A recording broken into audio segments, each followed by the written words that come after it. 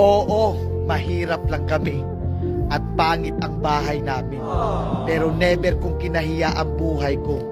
Pero once na dumalaw ka sa bahay namin, pagsisilbihan kita. Ipagluluto kita ng gulay at tinolang manok. Aanhin ko ang mayamang kamag-anak. Malaking bahay, pero hindi ka makapasok.